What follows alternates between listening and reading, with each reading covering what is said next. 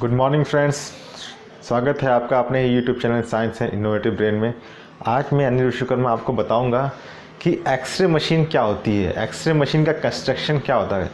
सभी लोग जाते हैं हॉस्पिटल्स में एक्सरे कराने के लिए, बट उनको पता नहीं है कि एक्सरे मशीन काम कैसे करता है एक्चुअल में। ठीक है, तो आज मैं आपको बताऊंगा कि एक्सरे मशीन में होता क्या क्या चीज़ है। जैसे आप किसी हॉस्पिटल में जाइए तो छोटा सा एक एक्सरे मशीन दिखाई देता है, इतना ही बड़ा रहता है, ज़्यादा बड़ा नहीं रहता, इतना बड़ा रहता है। ठीक है, तो उसमें कैसे वो हमारा एक्सरे निकाल लेता है, कैसे उसमें से एक्सरे जनरेट होती है, तो चलिए हम आज बात करेंगे। ठीक है, तो यहाँ पे आप देखिए, ये हमारा छोटा सा जो हमने देखते हैं हम लोग, वो छोटा सा चैम्बर जो होता है, वो इतना ही बड़ा चैम्बर रहता है, वो हमारा एक्सरे मशीन होता है, वही एक्सरे मशीन है। ठीक है, तो एक्सरे मशीन के अंदर क्या होता है, देखिए ये जो आप रेड वाला देख रहे हैं, आउटर शील्ड देख रहे हैं, ये होता है लेड का शील्ड, ये होती है लेड शील्डिंग।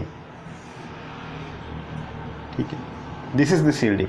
ठीक है, एंड दिस वन आप अंदर देखिए, स्मॉल जो ये ब्लू वाला दिखाई दे रहा है, ये होता है एक चैम्बर। इस चैम्बर के अंदर वैक्यूम होता है, कोई एयर नहीं होती है इसके अंदर में। ठीक है, तो इसके अंदर क्या होता है, वैक्यूम होता है, इसीलिए हम इसको बोलते हैं वैक्यूम चैम्बर। देखिए यहाँ मैंने एरो से दिखा रखा है, ये जो चैम्बर है वो वैक्यूम चैम्बर होता है। ठीक है, इस एक्सरे मशीन के अंदर पार्ट्स होते हैं, एक वैक्यूम चैम्बर होता है। ठीक है, उसके बाद में उसके अंदर एक कैथोड होता है। यहाँ पे आप ये जो डार्क ब्लू देख रहे हैं, ये कैथोड टर्मिनल है, कैथोड है। दो प्लेट्स होती हैं, तो उसमें एक प्लेट होती है कैथोड, एक प्लेट होती है एनोड, तो हम इसको बोलेंगे कैथोड। कैथोड इसलिए बोलेंगे बिकॉज ये निगेटिव से कनेक्टेड है, तो निगेटिव प्लेट से कनेक्टेड, तो ये कैथोड हो जाएगा। ठीक है, देन उसके बाद में कैथोड के साथ में एक फिलामेंट कनेक्ट होता है। फिलामेंट क्या होता है, देखिए यहाँ पे जैसे मैंने बताया, यहाँ पे कैथोड फिलामेंट, यहाँ पे आप देखेंगे छोटा सा small, this is filament.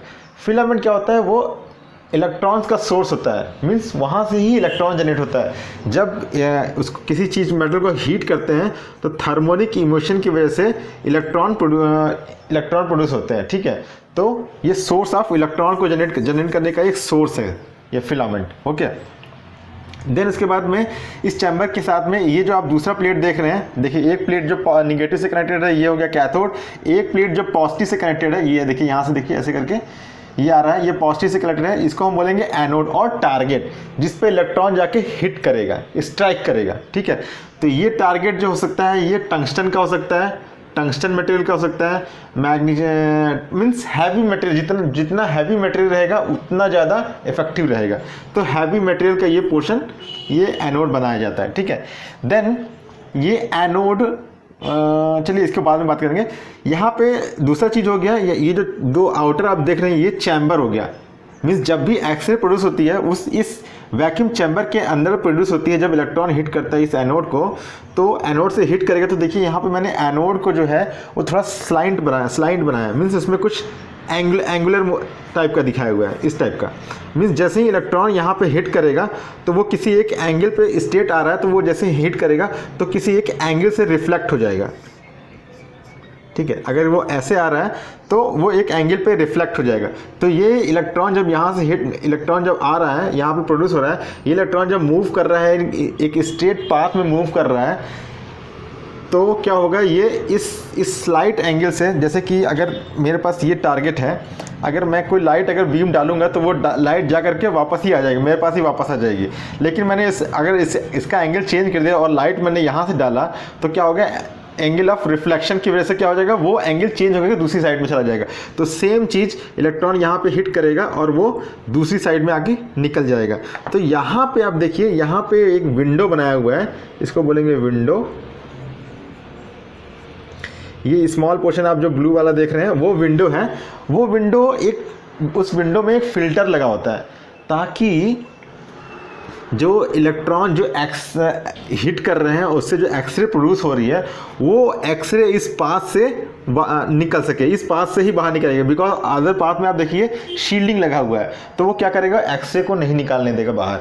Unwanted x ray हमको नहीं चाहिए, हमको सिर्फ पर्टिकुलर जो एक्सरे चाहिए वही एक्सरे, जो रिक्वायरमेंट है वही हमको चाहिए। और यहाँ पे एक फ़िल्टर भी लगा हुआ है। फ़िल्टर का क्या काम है कि जो भी एक्सरे या फोटॉन्स एनर्जी निकल रही हैं, उन फोटॉन एनर्जी की जो लो बीम की एनर्जी होगी, वो उसको यहीं पे सप्रेस कर देगा। ठीक है, हमको हाई एनर्जी का फोटोन और एक्सरे चाहिए। ठीक है, हाई एनर्जी का, बिकॉज क्या है, अगर हम लो एनर्जी का भी अगर फोटोन या एक्सरे यूज़ करते हैं तो वो हमारा स्किन के थ्रू ही स्किन में ही एब्जॉर्ब हो जाएगा। ठीक है, वो अंदर तक पेनिट्रेट नहीं कर पाएगा, इसलिए हमको हाई एनर्जी का एक्सरे चाहिए। ठीक है, एक्सरे पार्टिकल चाहिए हमको, या फोटोन चाहिए। तो हाई एनर्जी का रहेगा तो ही वो हमारे टिश्यू को पेनिट्रेट करके अंदर जा सकता है। ठीक है, otherwise it will not go.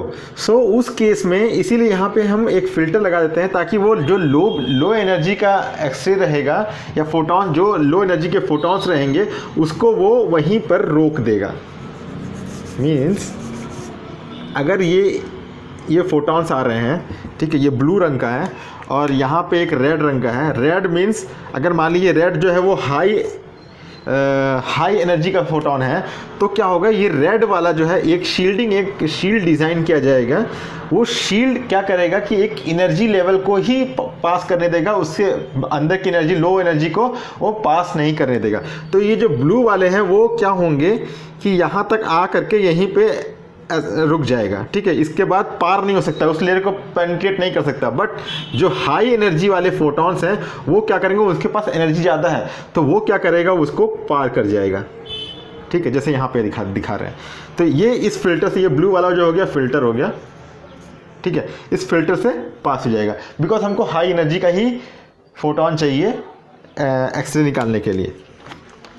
Because क्या होगा कि कहता है अदरवाइज वो स्किन से पास ही नहीं हो पाएगा, तो हमारे बोन से या फिर हमारे बोन का जो स्ट्रक्चर है वो नहीं बना पाएंगे। तो इसलिए हमको ऐसा इतना एनर्जी का फोटोन चाहिए या एक्सरे चाहिए जो इस टिश्यू को पार कर सके, अदरवाइज नो यूज़। ठीक है, तो इस तरह से इसका ये विंडो हो गया। अभी इस विंडो में, ये तो विंडो मैंने बता दिया, विंडो के साथ फिल्टर हो गया। ये लेड शील्ड में हो गया। लेड शील्डिंग क्या करता है कि जब इलेक्ट्रॉन यहाँ से स्ट्राइक करता है तो हो सकता है ये इलेक्ट्रॉन इस विंडो में तक तो आए, हो सकता है यहाँ भी आ जाए, इधर भी निकल जाए, इधर भी आ जाए, स्कैटर होकर के। ठीक है, थ्रू स्कैटरिंग के थ्रू वो कहीं भी जा सकता है। तो क्या होगा, जब शील्डिंग लगा होगा तो ये यहाँ से बाहर नहीं आ सकता है, वो वहीं का अंदर ही रह जाएगा, लेकिन बाहर नहीं आएगा। इसलिए हम शील्डिंग देते हैं, ताकि हमको जहाँ से जिस पॉइंट से हमको एक्सरे निकालना है उसी पॉइंट से निकलेगा, बाकी अदर प्लेस से नहीं निकलेगा। अदरवाइज क्या, वो हार्मफुल है। मीन्स जहाँ पे हमको डालना है एक्सरे वो कहीं और भी चला जाएगा। किसी, मान लीजिए इस पर्टिकुलर इस एरिया में हमको एक्सरे करना है, तो ये बीम जो होगा, जो यहाँ से निकल रहा है उसका एक बीम का स्ट्रक्चर रहेगा, वो हम यहाँ तक का कर सकते हैं। लेकिन अगर ये शील्डिंग नहीं रहेगा तो क्या होगा, एक्सरे जो होगा स्कैटर की वजह से जो इस एरिया में पड़ना है उस एरिया के अलावा क्या होगा, वो बाकी एरिया भी कवर करेगा। ऐसे सभी एरिया में वो कवर करना स्टार्ट कर देगा, तो वो अनवांटेड हो जाएगा। हमको वो नहीं चाहिए, हमको सिर्फ चाहिए ये वाला पोर्शन। ठीक है, तो इसलिए हम ये शील्डिंग भी करते हैं, वो जो कि बहुत मस्ट है। और उसके साथ साथ में ये जो एनोड जो बना हुआ है, वो एनोड जो है, ये जो डीसी पॉजिटिव पावर सप्लाई से यहाँ पे आ रहा है, ये देखिए ये बुशिंग है। ये जो आप देख रहे हैं ये हाई वोल्टेज की बुशिंग है। मींस क्या है कि बिकॉज यहाँ पे वेरी हाई वोल्टेज है। अप्रॉक्सीमेटली जो रहता है वो वोल्टेज वो 30 kV टू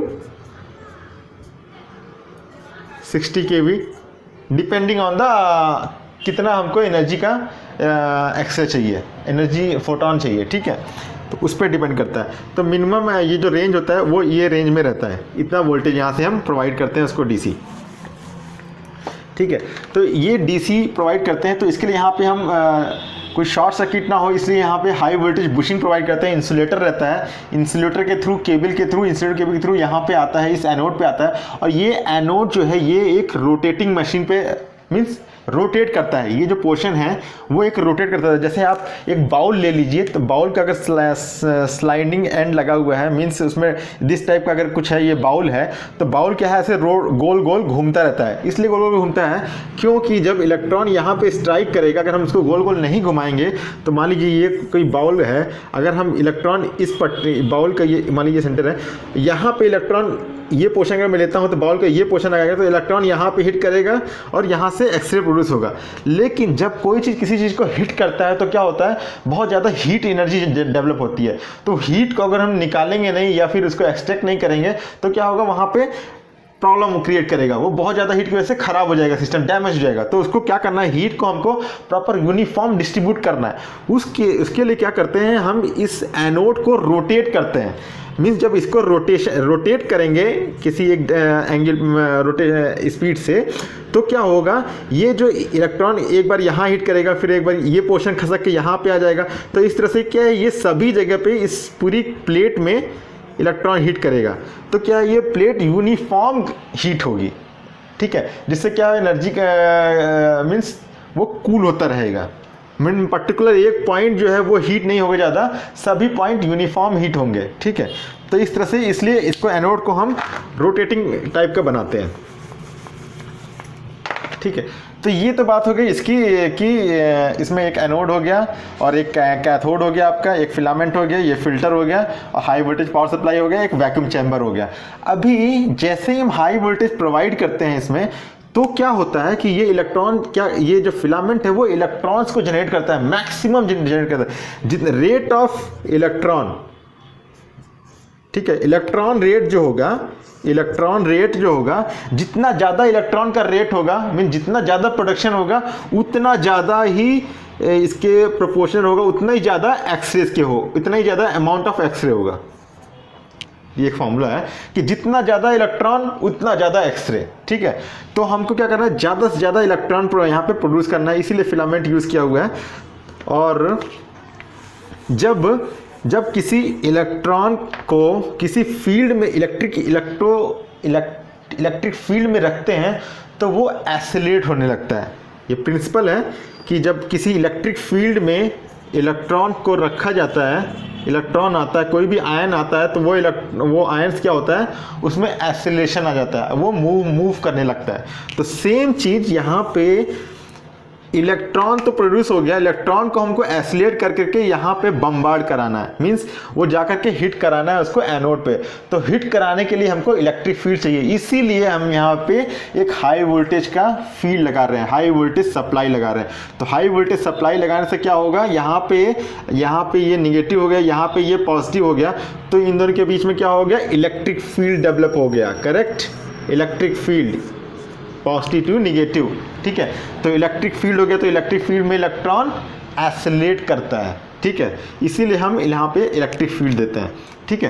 तो इस तरह से हमारा इस एक्सरे मशीन का कंस्ट्रक्शन होता है, ठीक है। और इसका आप वर्किंग बताने के लिए मैं आपको नेक्स्ट वीडियो में बताऊंगा कि इसका नेक्स्ट जो वीडियो आएगा उसमें मैं आपको इसका वर्किंग सिखाऊंगा, कैसे इलेक्ट्रॉन से एक्सरे प्रोड्यूस किया जाता है और क्या क्या उसका सिग्निफिकेंस है, कैसे उसका क्या उसका मैग्नीट्यूड होता है, कितना कैसे क्या एनर्जी लेवल होता है, ठीक है, वो मैं आपको बताऊंगा, ठीक है। ओके, थैंक यू दोस्तों, बाय।